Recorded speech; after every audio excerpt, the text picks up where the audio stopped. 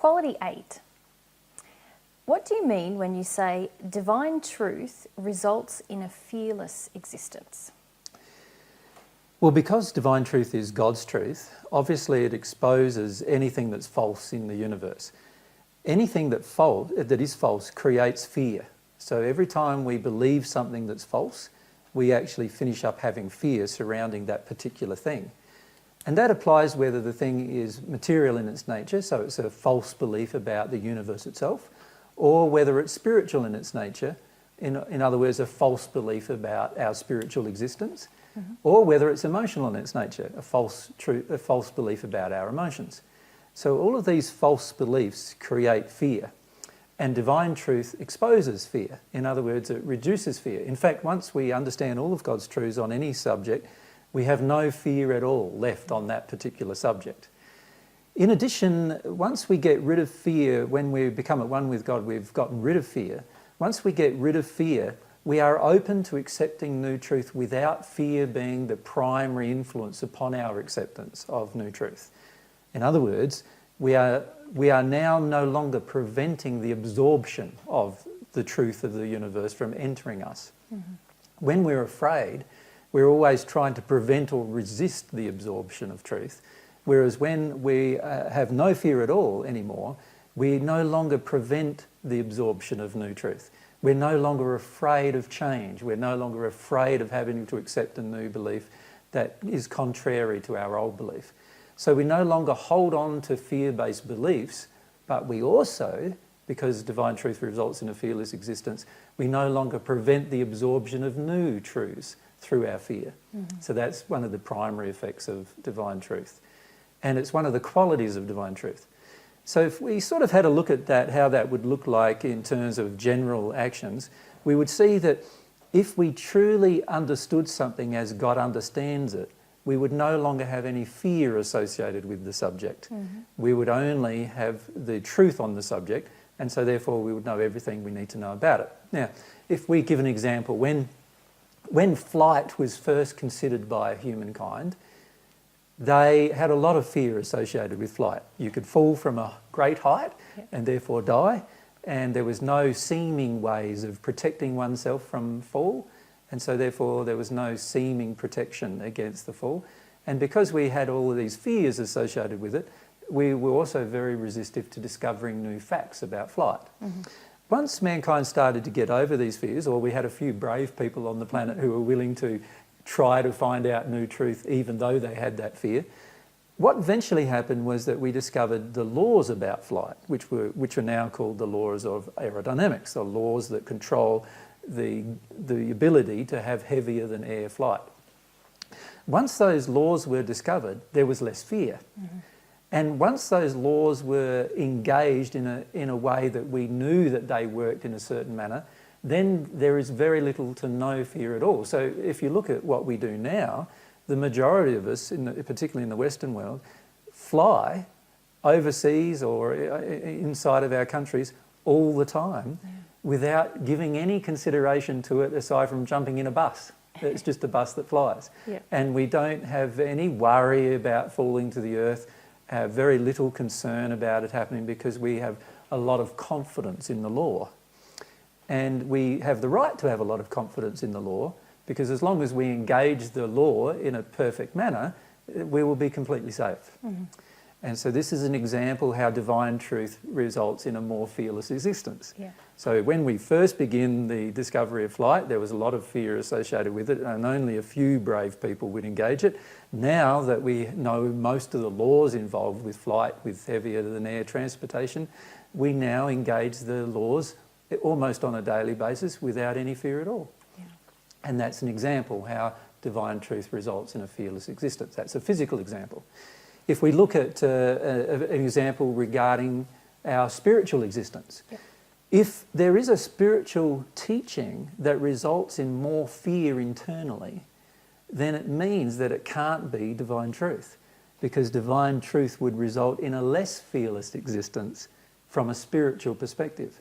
So we need to understand that anything that we believe in spiritually that seems to create more fear or exacerbate the fear we already feel, that is obviously not harmonious with love as well, as we've already discussed, then we could no longer really accept it as a potential truth of God.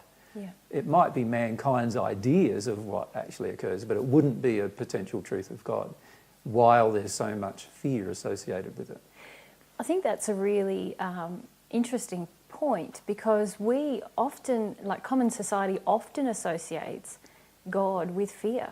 We even have the phrase God-fearing. I'm a good God-fearing person. Exactly. And really what you're saying, that it's only falsehood that creates fear. Exactly. So if anything in our spiritual lives is controlling us through fear, then we can basically say this is not a truth from Exactly. what you're saying. So the whole concept that we should fear God is not a truth.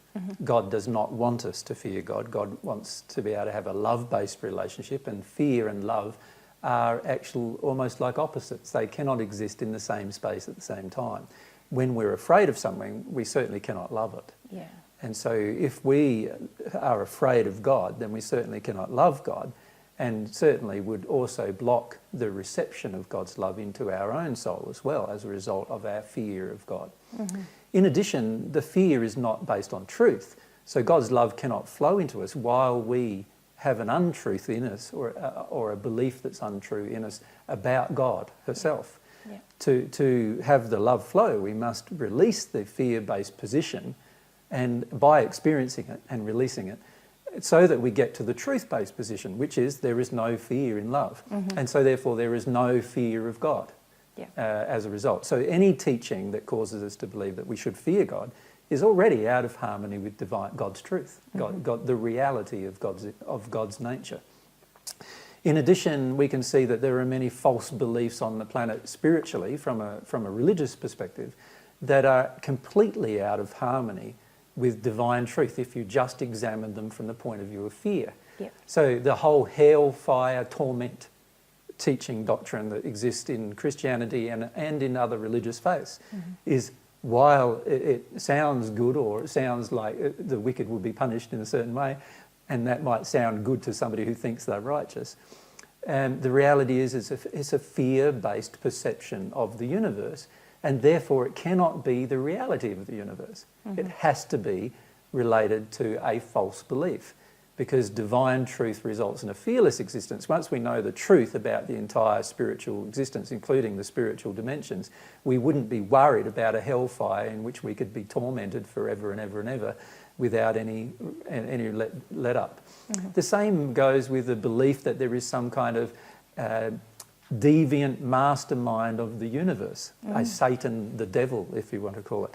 Again, it's a very fear-based belief, and any person who's steeped in that belief is often steeped in the fear that the belief creates, and as a result, it's not in harmony with divine truth. It's a fear-based belief, and so therefore it cannot be the truth. This is one of the qualities of divine truth. It cannot be God's truth if it is a fear-based belief. So just this one aspect of seeing something as a fear-based belief can help us throw away lots and lots of false doctrines, for a start. It can help us throw away lots of false concepts about God. It can also help us throw away lots of false concepts about ourselves, our future existence, our future life, and also about our physical existence. So in terms of how we see the material world, it helps us throw away a lot of false concepts about the material world. So we're no longer afraid of spiders when we're in harmony with divine truth. We're no longer afraid of snakes when we're in harmony with divine truth. There's all these physical things that we're no longer afraid of, because we now have a correct understanding of all of these things. We understand how the physical universe interacts with us when we're in harmony with divine truth, when we know God's truth about the matter. So these are all benefits of understanding this one quality of divine truth, that divine truth results in a fearless existence. When you started talking about this quality, you said that divine truth often exposes fear. But then you're also talking about the fact that when we embrace it, we don't have any. And we've also discussed the fact that if a belief controls us through fear, then it can't be truth. So could you just maybe outline a little bit the difference between exposing a fear or having a fear control us? Because I know for some people they might hear some elements of divine truth and initially it might bring up some fear for them. Yes. Yep. Certainly. So how's that different to, say, the belief in reincarnation and karma, Yep. or something that makes me feel afraid of, I've got to watch what I'm going to do because otherwise I'll come back as a bug, kind of thing. Yeah, yeah. Yeah. So if we look at what divine truth does, and we look at what fear does, perhaps what we need to do is define what fear does first. Fears are false beliefs that appear real to us. They look real, but they're not real from God's perspective. But they look real to us individually or collectively because of our personal experience. And so we've imbibed them as an emotion. We have an emotion of fear that relates to that particular thing. Now, many times we suppress that fear. We deny its existence. We actually say to ourselves that it's normal to have that fear. Justified. And we justify it, Yep. we minimise it, and so forth, because we believe it's normal to have a fear. So the average person in Australia, which has the 10 most poisonous snakes in the world, the average person here in Australia is afraid of snakes. And they feel justified by that position because we have snakes here that can kill you in 2 minutes if they bite you. Yeah. That's the fear-based position. That's not necessarily a truth, though. The divine truth, once it enters us about that particular subject, we'll start to understand the relationship between the snake and its reaction to the human condition. And therefore, we would no longer be afraid. We'll even understand the reaction of so-called toxin or poison to the human condition. So if we were ever bitten by it, we would understand the reaction of toxin or poison to the human condition. And in fact, we can get to the point where those kind of things no longer harm us once we've worked through our fears about certain things. Now, once we understand all of that information, we are no longer constrained by our fear of snakes. So that's from a purely physical perspective. We're no longer constrained by it. We will walk everywhere we want, barefoot, whatever we want to do, and we're not going to be worried that some kind of snake's going to sneak out of the bush and bite us, and we'll die 2 minutes later, or anything like that. Because we're no longer constrained by the fear itself. The fear itself is what creates the actual event in most cases. And that's a law, in fact.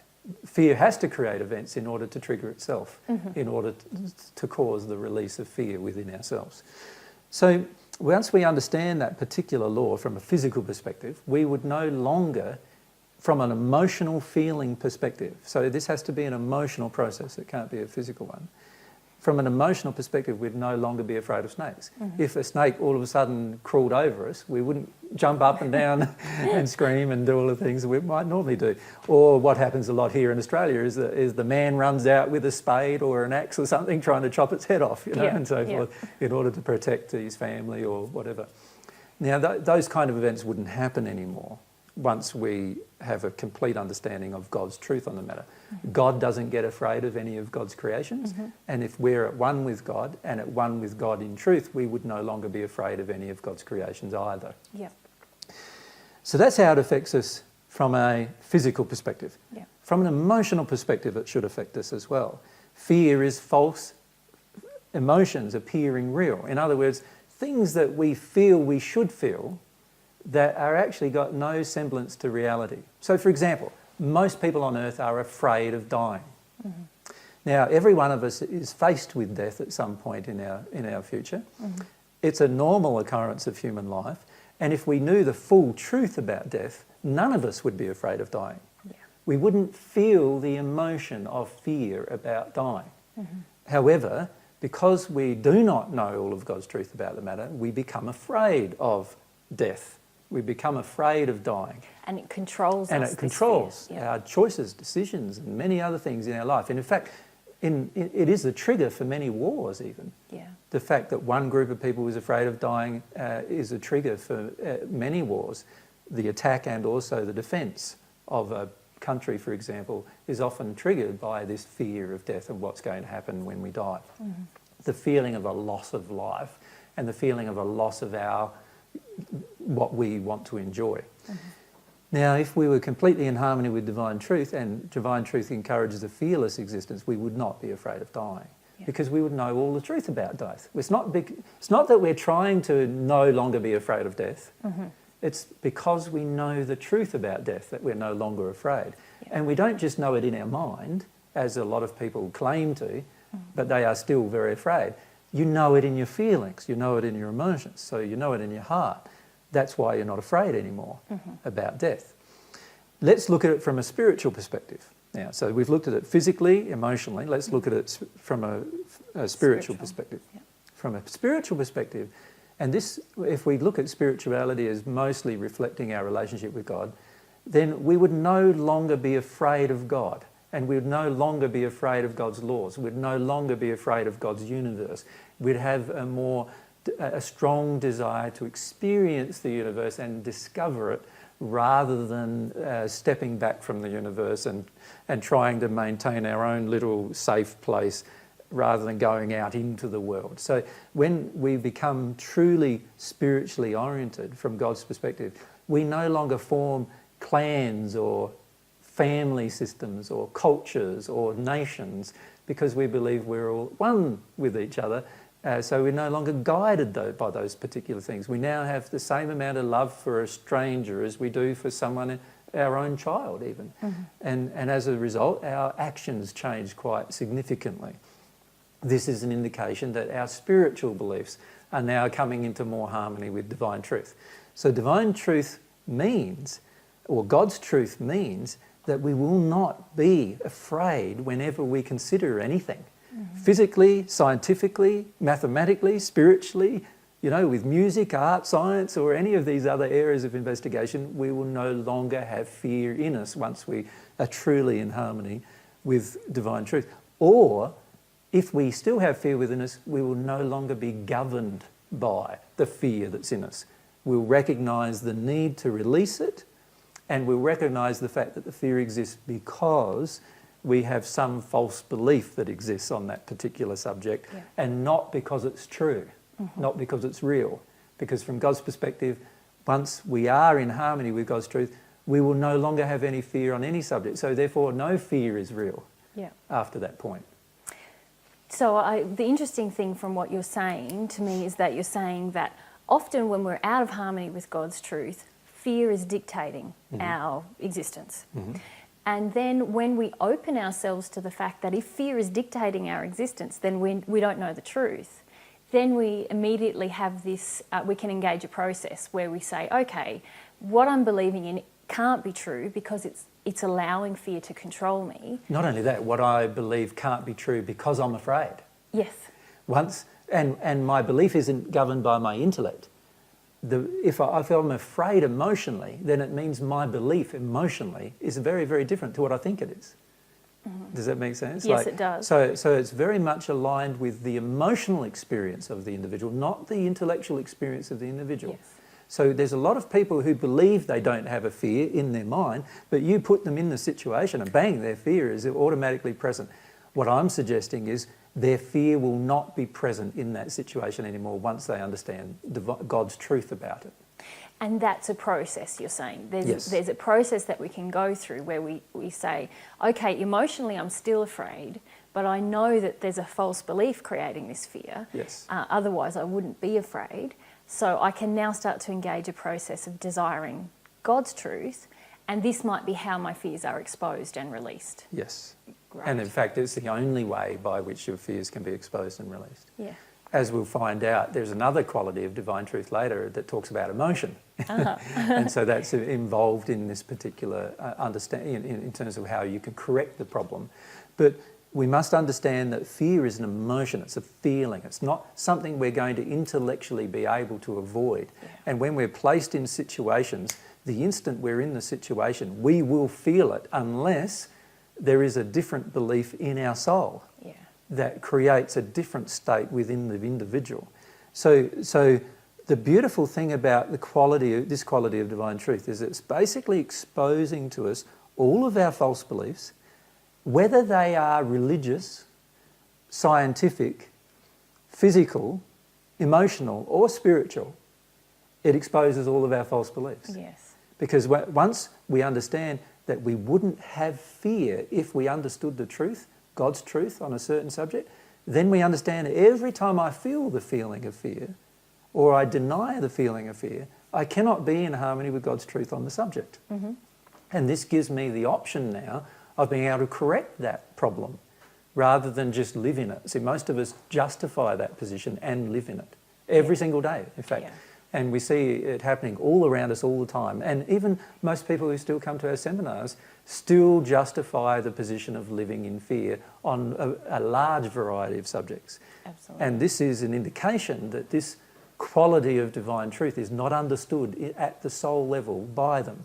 Once it's understood at the soul level, they'll no longer allow fear to dictate what happens in their life. They might still have some, but they won't allow it to dictate what happens in their life. And they'll understand that every time they have a fear, it stops them from accepting God's truth.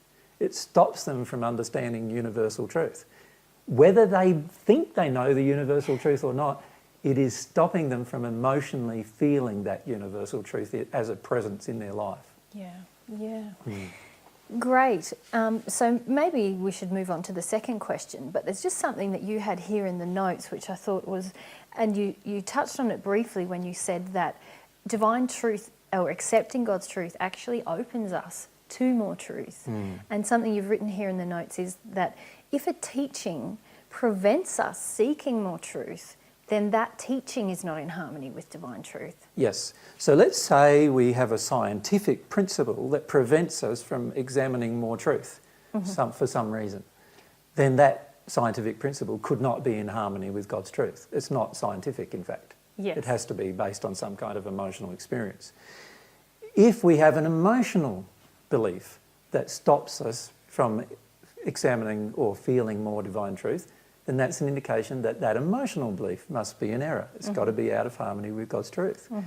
If we have a spiritual belief that stops us from examining more truth, so like just a simple belief like the Bible is God's word and there's nothing beyond the Bible, that's what I would classify as a fear-based belief because it stops us from finding out more truth. Yeah. It's basically saying to us that all the truth of God, of the whole universe, is stored within the Bible, and if you go beyond that, you're going to get punished, and you're going to go to hell, and you're going to have all these bad things happen to you. And none of it is true, as is daily demonstrated to us by anybody who doesn't believe in the Bible. Yeah. The fact is they don't have all those things that are threatened happening to them at that moment, or even after they die. And so therefore, it is untrue. But it is a belief that is stopping us from accepting more truth, and therefore it can be thrown out, it can be discarded, because all divine truth is fearless. It isn't governed by any fear. It doesn't cause us to get into any fear. And so when a truth or when we ourselves are fearless, we're always seeking and expanding and exploring. Always. So, and we know, because God's truth is infinite, which was the first quality we discussed, we know we're always going to be discovering new stuff. So we wouldn't be preventing ourselves from discovering new stuff by having or holding on to a belief system that prevents us from discovering new things. Yeah. And we wouldn't be worried about whether it's in harmony or out of harmony with God's truth. We would soon discover it because we know that we're not afraid of being in or out of harmony. We will just discover it, and once we discover it, then we'll bring our lives into harmony with it. It's just like discovering something physical, like discovering the law of aerodynamics. Once we discovered that, we decided to bring our life into harmony with that as a desire. We didn't go, I'm afraid of that. We weren't dragged kicking and screaming. Most of us now, can you imagine us in an airport being dragged kicking and screaming to be sit in a seat and being strapped down, and then we go like this the entire time, and then we, There probably is a small percentage of the population that still does that. Possibly, but the reality is the people who do that probably wouldn't fly. Yeah. Most of us fly because we desire to. Yeah. It's easier than travelling in any other way for long distances, and so we do it. And we choose to do it because that's our desire. This is the beauty of a fearless existence, is we finish up choosing to do things that we were previously afraid of once we understand God's truth. You know what I find really fascinating is that the scientific community is often more open to this process of a fearless experimentation than many people in spiritual pursuits. I agree. And often science and spirituality or science and religion are pitted against each other when actually they could really learn about Well, I feel religion could learn a lot from science because and from scientific endeavour and from the scientists themselves, just in terms of their attitude. Yes. Because the attitude of most religious faith is, don't go looking for anything more, God might be against it, you might be punished in your future, after you die something bad might happen. That's the general attitude of most people in spiritual circles, of religious circles of all kinds. And yet the scientific attitude is, yes, we want to know more about the universe. It can always benefit man by knowing more about the universe. And if we make a mistake, well, we'll just try something new. We'll just try another experiment, Yeah. if we make a mistake. And these are the attitudes that God wants to encourage us to have, but which most religious faiths deny that God wants to encourage us to have. And most religious faiths are in heavy fear of, in fact. Hence, they are constantly criticising any advances in scientific knowledge. Whereas when we're in harmony with God's truth on the matter, we're not afraid of advances in scientific knowledge. We welcome them because it just means we're going to have to change on a concept or a belief we have to bring it into harmony with the scientific knowledge we've discovered. So we're not afraid of that. And we're not afraid of some kind of future events. So this is the thing, like the laws of reincarnation, for example, that people have, which are not laws at all, they're just theories. Most of them are fear-based because they're causing people to be afraid of what will happen, in their future at some point because of what they do now and what they've done in the past. There is a law of compensation. There is this idea of penalties or that we'll see and examine as a divine truth, but it's not driven by a fear of the future. It happens in the instant. It happens right now. The instant you break a law, a truth of God, the instant there's a consequence. You jump off a building, and the instant you do that, pretty soon thereafter, you've got the response. And we're not afraid of that. We know that there is this correlation between the law or the truth and the results of the truth. And a person who's living in harmony with this principle would have no fear whatsoever about that process. Because it's designed to help us learn more truth. Yes, the whole lot is designed to help us live more truth, learn more truth, live in harmony with more love, learn how to look after our personal existence, learn self-responsibility. There's so many things that it's designed. God's laws are all designed into helping us become more personally responsible in our life. And so why would we be afraid of that? We'd want that if we were truly open to God's truth and truly open to this particular quality of divine truth. Okay, thank you.